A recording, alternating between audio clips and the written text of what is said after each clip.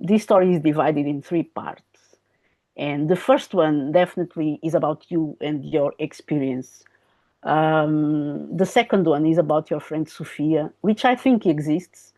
Not sure about that, but I think exists.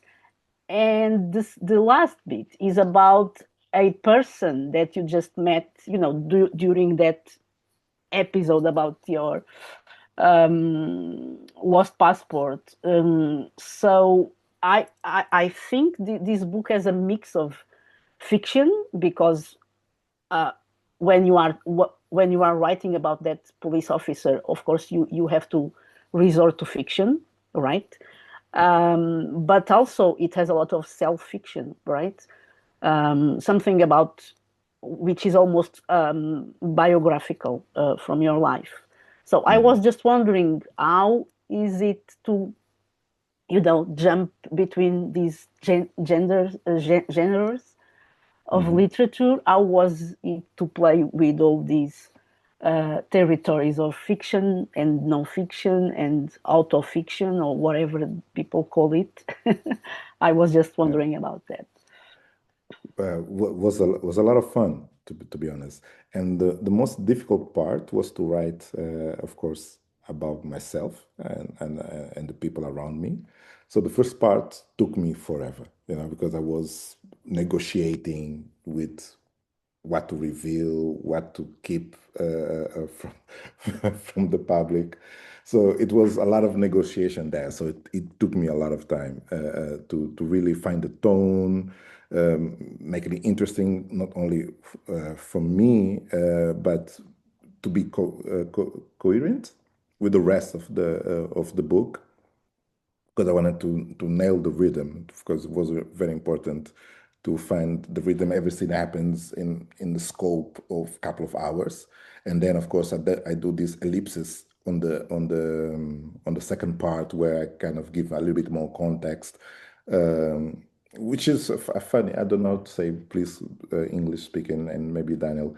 It's not necessarily a ellipse, but I jump in time and pick the story, you know, from I think a couple of years after the arrest episode. And again, if, even that aspect was quite playing with time, playing with physical time, the real time that we live in.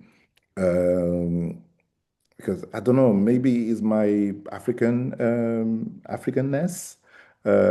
We absolutely we measure time with episodes, events, and not necessarily like this chronology.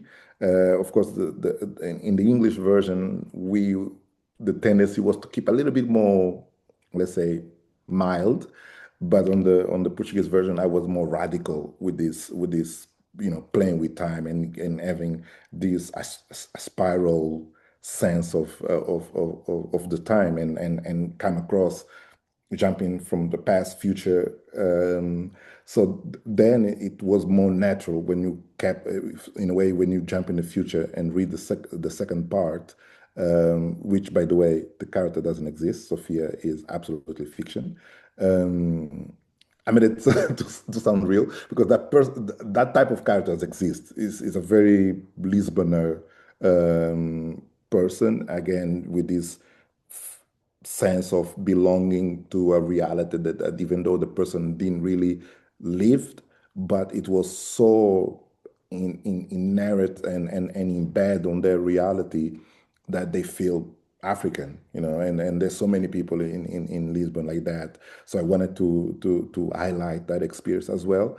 Um, but for me that was the easy aspect of the novel, per se. But of course, the playing with time, playing with the idea that time is not linear, that the time can be jumping back and forth, and even like when we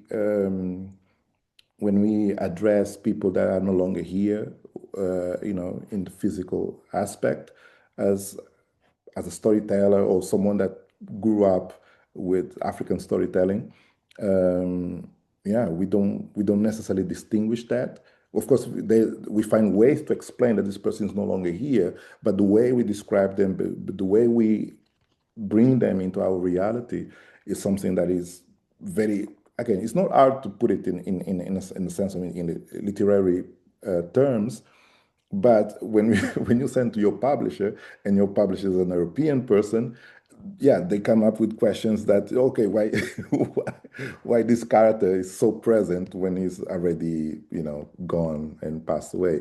So it was a challenge for the publishers, but it was a fun challenge, I believe. I think everybody in the end found a compromise.